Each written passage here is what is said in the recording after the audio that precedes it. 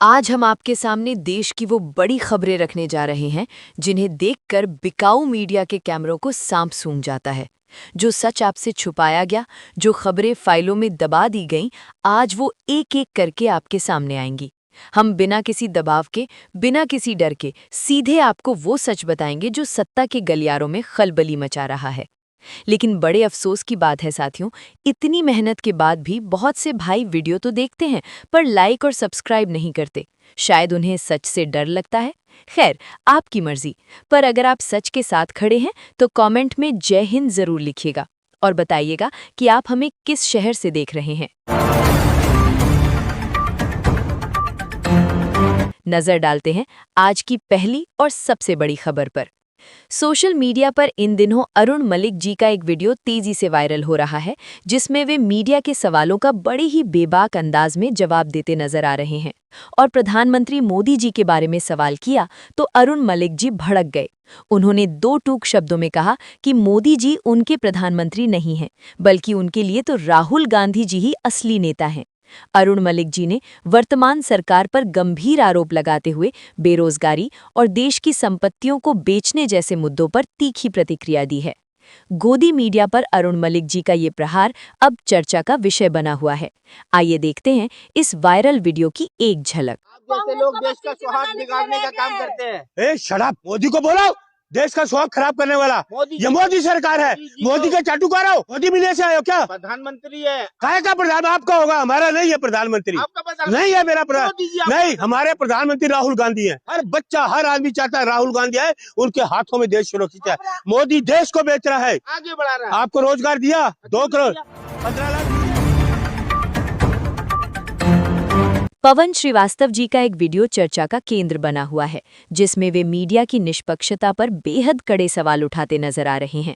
पवन श्रीवास्तव जी ने Epstein file के संवेदनशील मुद्दे पर एक महिला पत्रकार को घेरा है। उन्होंने कटाक्ष करते हुए कहा है कि जहां दुनिया भर में इस मामले की चर्चा है, वहीं भारतीय मीडिया इस पर चुप क्यों है। पवन श्रीवास्तव जी का कहना है कि यदि विपक्ष के किसी बड़े नेता जैसे राहुल गांधी जी, तेजस्वी यादव जी या अखिलेश यादव जी के किसी सहयोगी का नाम भी ऐसे किसी विवाद में आता तो मीडिया अब तक नागिन डांस कर रही होती और इजराइल से लेकर हर कोने तक लाइव कवरेज दिखा रही होती। उन्होंने गोदी मीडिया की कार्यशैली पर कड़ा प्रहार करते हुए कई गंभीर सवाल दागे हैं। आइए देखते हैं पवन श्रीवास्तव जी ने पत्रकार को किस तरह आईना दिखाया। आप भी एक महिला हैं क्या? एप्स्टीन का साथ देने वाला लोग आपकी नजर में सही है या गलत है? मेरी नजर में कतई सही नहीं है। वहाँ बच्चियों की चीखें आपको सुनाई दी। शर्म नाम की चीज होगी आप पत्रकारों का। एक भी भारत का मीडिया नहीं चला रहा है। अगर वही विपक्ष के किसी नेता के यहाँ का चपरासी, तो सुन तो लो, अगर सपोज कीजिए कि राहुल गांधी के यहाँ कोई ड्राइवर है, तेजस्वी यादव के यहाँ कोई प्यून है, अखिलेश जी के यहाँ है, तब आप क्या करते हैं? क्या करते हैं आप? नागिन डांस कैसे नाच रहे होते? नहीं नागिन। इजराइल पहुंच जाते लाइव टेलीकास्ट।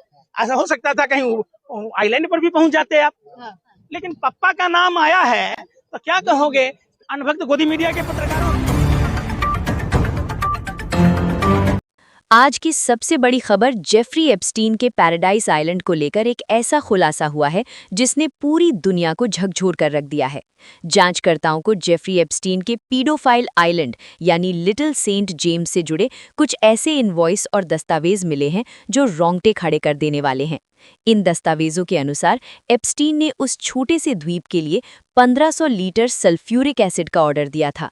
सवाल ये उठता है कि एक निजी द्वीप पर जहां केवल कुछ विला और पूल थे, वहां इतने शक्तिशाली एसिड की इतनी बड़ी मात्रा की क्या जरूरत थी। फोरेंसिक विशेषज्ञों और जांचकर्ताओं का मानना है कि इस एसिड का इस्तेमाल किसी निर्माण कार्य या सफाई के लिए नहीं, बल्कि साक्ष्यों को मिटाने के लिए किया गया था। सल्फ्यूरिक एसिड जैविक अवशेषों यानी बायोलॉजिकल रिमेन्स और हड्डियों तक को पूरी तरह गलाने की क्षमता रखता है। आशंका जताई जा रही है कि द्वीप पर होने वाले अपराधों के सबूतों को हमेशा के लिए खत्म करने के लिए इस केमिकल का सहारा लिया गया, ताकि कोई भी फोरेंसिक सुराग बाकी न रहे। आम आदमी पार्टी के वरिष्ठ नेता संजय सिंह जी ने एनडीटीवी की पत्रकार पद्मजा जोशी जी पर तीखा हमला बोला है। संजय सिंह जी का आरोप है कि पद्मजा जोशी जी ने अमेरिकी अपराधी जेफरी एप्स्टीन का बचाव किया है। उन्होंने मीडिया के एक वर्ग को गोदी मीडिया बताते हुए कहा है कि ऐसे तर्क देश के लिए हानिकारक हैं। संजय सिंह जी ने इस दौरान दाऊद इब्राहिम और उसामा बिन लादेन जैसे नामों का जिक्र करते हुए कड़ा विरोध जताया है। आइए देखते हैं संजय सिंह जी ने इस मुद्दे पर और क्या कुछ कहा है। आपने देखा होगा जो अडानी का टीवी चैनल है एनडीटीवी, उसकी एक पत्रकार है, वरिष्ठ पत्रकार पद्मजा जोशी जी, किस बेशर्मी के साथ वो एप्स्टीन का बचाव कर रही है।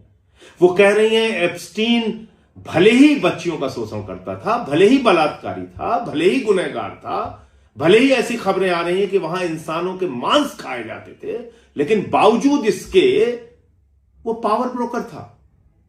ये तर्क है पद्मजा जोशी का। कल कोई लोग कहेंगे कि दाऊद इब्राहिम भले ही वो मुंबई बम कांड का दोषी है, देशद्रोही है, लेकिन वो लोगों की मदद भी करता है। भले ही ओसामा बिन लादेन एक आतंकवादी था, खूंखार आतंकवादी था, लेकिन वो तो 5 वक्त की नमाज भी पढ़ता था। ऐसे तर्क देंगे।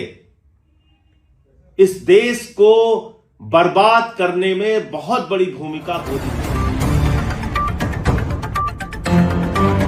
क्या भारत की संप्रभुता पर कोई बाहरी शक्ति नजर लग सकती है? क्या दुनिया का सबसे बड़ा लोकतंत्र किसी और के इशारों पर चलेगा? हाल ही में समाजवादी पार्टी के नेता राजकुमार भाटी जी ने एक वीडियो के जरिए बेहद गंभीर सवाल उठाए हैं। राजकुमार भाटी जी का कहना है कि अमेरिका के राष्ट्रपति डोनाल्ड ट्रंप जी ने अपने 3 मंत्रियों को भारत सरकार की गतिविधियों पर नजर रखने के लिए नियुक्त किया है। भाटी जी ने इसकी तुलना थानेदार और सिपाही की व्यवस्था से करते हुए भारत सरकार की चुप्पी पर सवाल उठाए हैं। उनके अनुसार ये 142 करोड़ भारतीयों के स्वाभिमान का मामला है। क्या वाकई भारत की विदेश नीति और रूस से तेल खरीदने के फैसले पर अमेरिका चौकीदारी करेगा? आखिर इस पूरे मामले पर प्रधानमंत्री नरेंद्र मोदी जी की ओर से कोई सख्त प्रतिक्रिया क्यों नहीं आई? इस मुद्दे की पूरी गहराई और राजकुमार भाटी जी के तीखे सवालों को समझने के लिए देखिए ये वीडियो। थानेदार साहब ने 3 सिपाही नियुक्त किए हैं जो चोर पे नजर रखेंगे कि चोर चोरी तो नहीं कर रहा है। थानेदार है अमेरिका के राष्ट्रपति डोनाल्ड ट्रंप, सिपाही हैं उनके 3 मंत्री, और चोर है भारत सरकार। डोनाल्ड ट्रंप ने अपने 3 मंत्रियों की नियुक्ति इस बात के लिए की है कि वो भारत सरकार की गतिविधियों पर नजर रखेंगे कि भारत सरकार रूस से पेट्रोल तो नहीं खरीद रही। ये पूरे भारत के लिए और भारत के 142 करोड़ लोगों के लिए कितने शर्म की बात है। क्या डोनाल्ड ट्रंप थाने का थानेदार है कि वो हम पे नजर रखेगा? क्या हम चोर हैं कि वो हम पे नजर रखने के लिए सिपाही नियुक्त करेगा? डोनाल्ड ट्रंप ने बाकायदा अपने एक्स पोस्ट में और अपने बयान में, मीडिया को दिए गए बयान में और अपने प्रेस नोट में बाकायदा 3 मंत्रियों के नाम जाहिर किए हैं। उत्तर प्रदेश की राजधानी लखनऊ से एक हैरान कर देने वाला मामला सामने आया है। यहाँ बिजली विभाग की कार्यप्रणाली पर गंभीर सवाल खड़े हो गए हैं।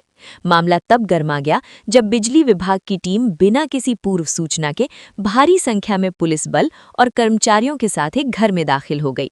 घर के मालिक का आरोप है कि करीब 20 से 25 लोग अचानक उनके निजी परिसर में घुस आए, जो कि पूरी तरह से नियमों के विरुद्ध है। किस तरह बिजली विभाग के अधिकारी और घर के मालिक के बीच तीखी नोकझोंक हो रही है। वकील साहब इस बात से बेहद आक्रोशित है कि उनकी निजता का उल्लंघन किया गया है। उनका कहना है कि मीटर बदलने या जांच के नाम पर इस तरह बारात लेकर घर में घुसना कतई बर्दाश्त नहीं किया जाएगा। इस दौरान पुलिसकर्मी भी वहां स्थिति को संभालने की कोशिश करते नजर आ रहे हैं। आइए देखते हैं लखनऊ से आया ये वीडियो। ये तरीका है, घर के अंदर घुसोगे? हाँ, बताओ, ये तरीका है। तो बारात में घुस जाओगे, तो घर के अंदर जाओगे। तुम्हारे घर में घुस जाए बारात लेके कैसा लगेगा? मीटर बदलना तो तुम्हारे घर में बारात लेके घुस जाए कैसा लगेगा? अभी तुम्हारे घर में घुस जाए 20 आदमी लेके, समझ में आ जाएगा? बने तोपची घूम रहे हो।